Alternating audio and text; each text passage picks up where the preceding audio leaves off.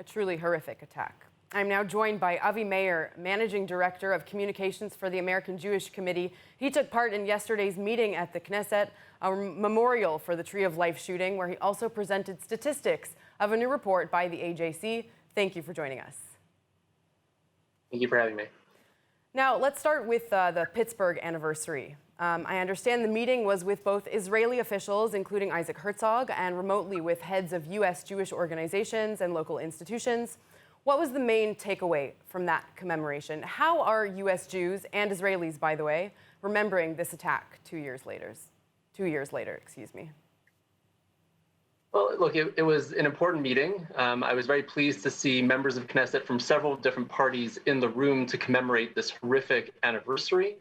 We did hear from several Jewish leaders, both those who were present in the room and those who were joining us from Zoom, including the head of the Jewish Federation in Pittsburgh, who talked about how his community has grappled with the aftermath of this horrific attack. And what I think really sort of stood out to those in attendance is that this is a problem that has not gone away, and in some regards is actually getting worse. As you mentioned, we did present the findings of our State of Anti-Semitism in America report, the first time that anyone has ever surveyed both Jews and non-Jews on their experiences and perceptions of anti-Semitism. And I can tell you that the legislators who were in the room were as shocked as we were by some of those very jarring statistics. So why don't you give me some of the highlights of the statistics that you presented yesterday? What are the most shocking parts of this report? We revealed this report actually one day before the anniversary of the Pittsburgh attack. And it was unique in one notable regard. It was the first time that anyone had ever asked both American Jews and American non-Jews about their experiences and perceptions of anti-Semitism. Now, the responses we received from Jews are very similar to the responses we received when we surveyed American Jews last year for the very first time on their experiences and perceptions of anti-Semitism. We saw that 9 out of 10 American Jews do regard anti-Semitism as a serious problem in America. More than 8 out of 10 view it as a problem that is getting steadily worse and has in fact worsened over the past 5 years.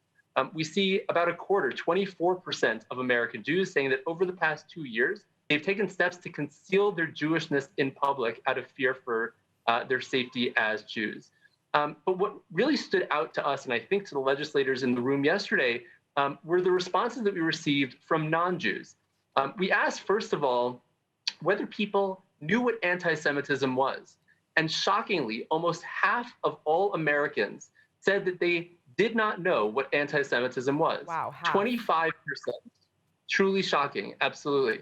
25% said that they had heard the term but weren't quite sure what it meant. And 21%, more than 1 out of every 5 Americans, said that they had never heard the term anti-Semitism before. This was truly shocking to us, and again, I believe to the legislators in the room as well. There was a recognition, though, when we explained to them what anti-Semitism is, that is hatred or hostility towards Jews. It is a problem in America, but not to the same extent as American Jews said so. So where 8 out of 10 American Jews said that it is a problem that is getting worse, only 4 out of 10 Americans agreed with that. Whereas 9 out of 10 American Jews said that it is indeed a problem in America, the number sank to about 6 out of 10 Americans. So there's a recognition that it is an issue in the United States, but perhaps not to the same extent as American Jews perceive it. And there may not be quite an understanding of how this is affecting the daily lives of so many American Jews. Wow, some really shocking statistics. I'm curious, why did the AJC decide this time around to interview non-Jews as well for part of this survey? It's an excellent question. So after we released our report last year, we had tremendous interest from the federal government, from state and local governments, from our interlocutors and other faith and ethnic communities to learn more about anti-Semitism as it is experienced and perceived by American Jews. We had countless meetings across the country. I presented the survey findings at the FBI. We had many, many conversations with a whole bunch of different partners. And one thing that kept coming back to us was the sense that this is incredibly important data, and it is so to the conversation around anti-Semitism, but it would also be important for us to understand how this problem is perceived by Americans.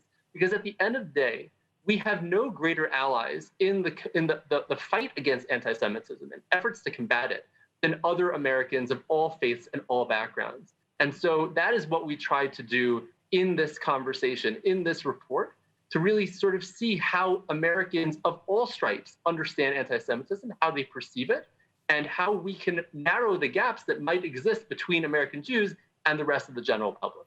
So speaking about, the fight against anti-Semitism, we've seen in the last little while social media giants like Twitter, Facebook, TikTok, working to remove anti-Semitism from their platforms like Holocaust denial.